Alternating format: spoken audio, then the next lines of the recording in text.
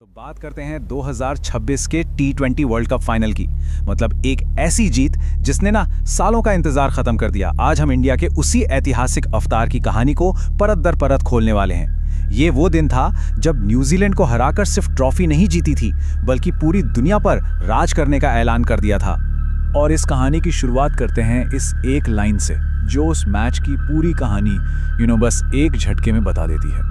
ये सिर्फ एक हार नहीं थी, नहीं, ये न्यूजीलैंड के लिए एक ऐसा जख्म था जो शायद कभी नहीं भरेगा। सच कहूं तो इसी लाइन ने उस फाइनल का पूरा टोन सेट कर दिया था। तो सवाल ये उठता है कि टीम इंडिया आखिर इस लेवल तक पहुंची कैसे। देखिए, ये जीत कोई रातों रात नहीं आई थी। इसके पीछे ना एक बहुत लंबा इतिहास छिपा है। जरा इंडिया के वर्ल्ड कप सफर की कहानी पे नजर डालते हैं। 1983 में जब जीते तो दुनिया ने कहा चमत्कार हो गया। 2007 में जीते तो लोगों ने तुक्का बोल दिया। 2011 में अपने घर में जीते तो किस्मत का टैग चिपका दिया। लेकिन 2026 में इन सारे लेबल्स को फाड़ कर फेंक दिया गया। और हाँ, 2023 फाइनल की वो चुभने वाली हार, कौन भूल सकता है उसे। इस जीत ने उस जख्म पे मरहम लगाया और पूरी दुनिया को ये बता दिया कि अब ये टीम किस्मत या तुक्के से नहीं, अपनी ताकत से जीतती है। ये एक सुपर पावर का जन्म था। और इस सुपर पावर की नींव कहां रखी गई? बल्ले से। चलिए देखते हैं कि कैसे रनों का एक ऐसा तूफान आया जिसने न्यूजीलैंड को सचमुच उड़ा कर रख दिया। देखिए, हर बड़ी पारी की शुरुआत एक धमाके से होती है ना? और यहाँ वो धमाका थे अभिषेक शर्मा। अब सवाल यह है कि उन्हें 2011 के सहवाग का अपग्रेडेड वर्जन आखिर कहा क्यों गया? भाई, सहवाग की तरह बेखौफ अंदाज तो था ही, लेकिन साथ में थे क्लासिकल शॉट्स और मैदान के चारों तरफ 360 डिग्री खेलने की वो कमाल की काबिलियत। पहली गेंद पर जो उन्होंने कवर ड्राइव लगाया था ना, उसने सिर्फ बाउंड्री नहीं पार की थी, बल्कि कीवी टीम के हौसले की भी धज्जियां उड़ा दी थी। तो ओपनिंग में तो तूफान आ ही गया था, लेकिन मिडिल ऑर्डर में एक ऐसे हीरो की कहानी लिखी गई जिसका हम सबको सालों से इंतजार था। संजू सैमसन। उनका प्रदर्शन, मैं बता रहा हूं, सिर्फ एक कमबैक नहीं था, ये तो किसी ब्लॉकबस्टर फिल्म का क्लाइमैक्स सीन लग रहा था बिल्कुल। ये लाइन सब कुछ कह देती है। सोचिए, सालों तक टीम से अंदर बाहर होना, टैलेंट होने के बावजूद मौके न मिलना।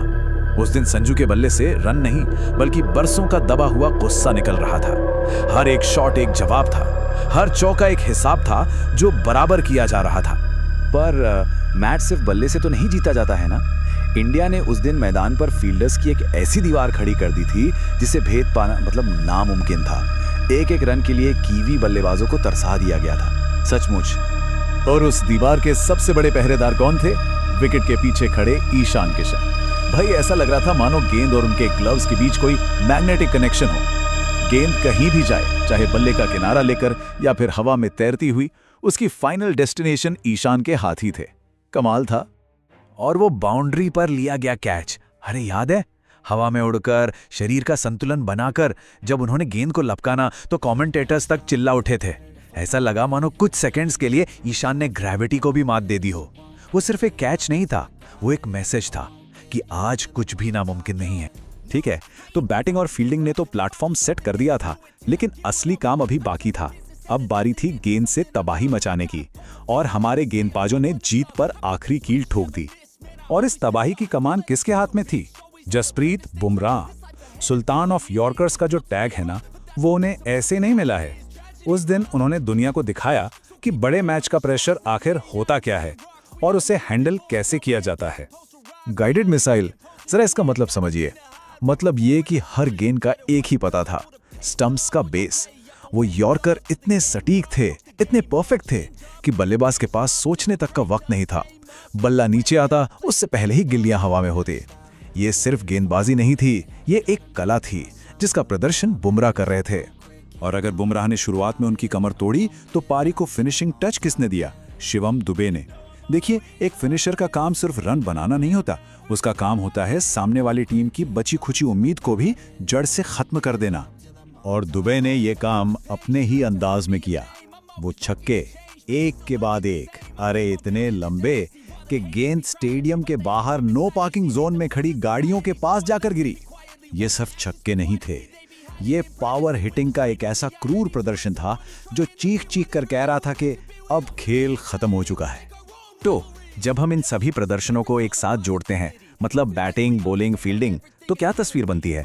एक ऐसी टीम की जिसके ऑरा के सामने कोई टिक ही नहीं सकता। यह एक नए युग की, एक नए दौर की शुरुआत थी। इसी को कहते हैं क्लीन स्वीप, मतलब क्रिकेट के तीनों डिपार्टमेंट्स में पूरी तरह से डोमिनेट करना। बैटिंग में फायर पावर, बॉलिंग में प्रिसिजन और फील्डिंग में अग्रेशन। इंडिया ने हर एक बॉक्स को टिक किया था। और इसका नतीजा यह हुआ कि फाइनल में न्यूजीलैंड की टीम एक कॉम्पिटिटर लगी नहीं रही थी। सच कहूं तो उनकी हालत उस बिन बुलाए मेहमान जैसी थी जो शादी में सिर्फ शगुन देने की रस्म पूरी करने आया हो।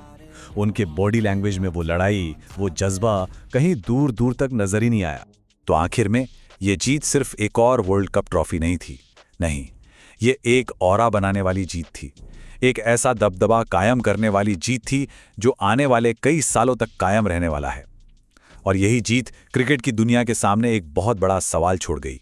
क्या कोई टीम है जो इंडिया के इस ऑरा को झेल पाएगी?